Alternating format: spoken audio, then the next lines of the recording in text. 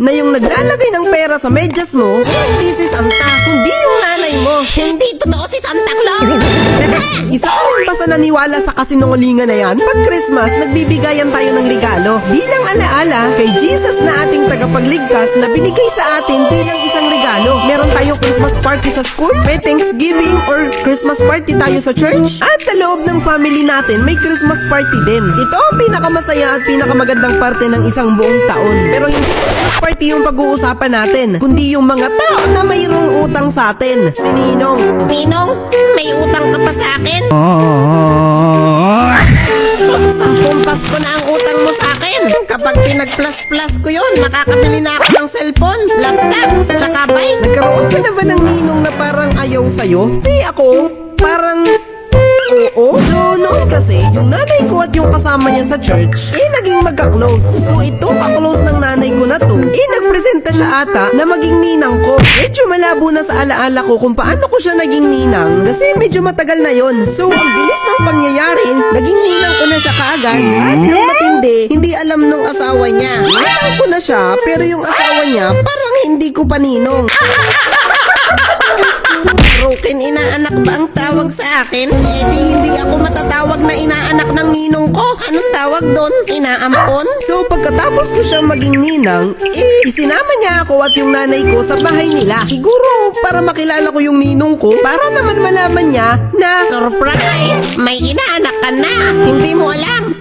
so nung nandun na kami sa bahay, mamamas ko na ako nun sa kanila. Nag-bless na ako dun sa ninang ko, kaso wala dun sa bahay yung ninong ko. At syempre sa kanya manggagaling yung aking pamasko, no? Hindi pwedeng hindi ka dadating kasi sa'yo manggagaling yung aking pamasko. So naghintay kami ng konti habang nakikipagkwentuhan yung nanay ko sa ninang ko. So noon iniisip ko na kapag dumating siya, excited siya na makita ako. Like, oh, andito na pala yung inaanak ko. Welcome inaanak. O ito regalo ko para sa'yo. Kotsi-kotsihan. May regalo ako sa yung damit, tsinelas, tsaka sapatos. Kain lang kayo dyan ha. Woohoo! May inaanak na ako.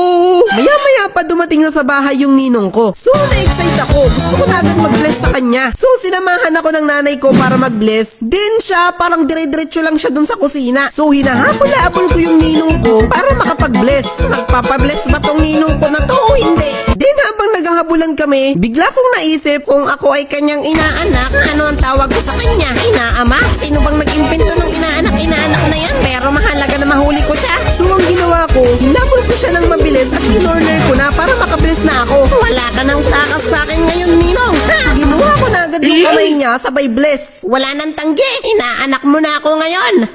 Then siya, parang pagkakatanda ko, hindi siya nagsalita nun. Masaya kaya yun na ako ay kanyang inaanak? Baka wala siyang pera kaya hindi masaya.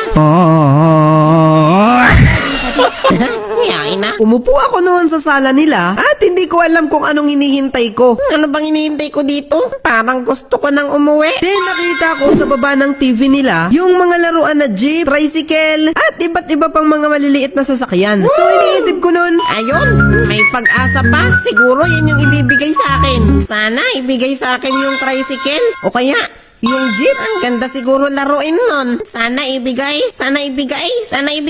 so ang tagal ko na nakiramdam na baka ibibigay sa akin yung mga laruan na yon. Pero hindi. Umuwi kami ng nanay ko na hindi ko nakuha yung laruan. Sayang, dapat may laruan din ako. Kahit yung tricycle lang sana. Iintayin ko na lang na sumaya yung ninong ko. Baka bigyan ako ng jeep.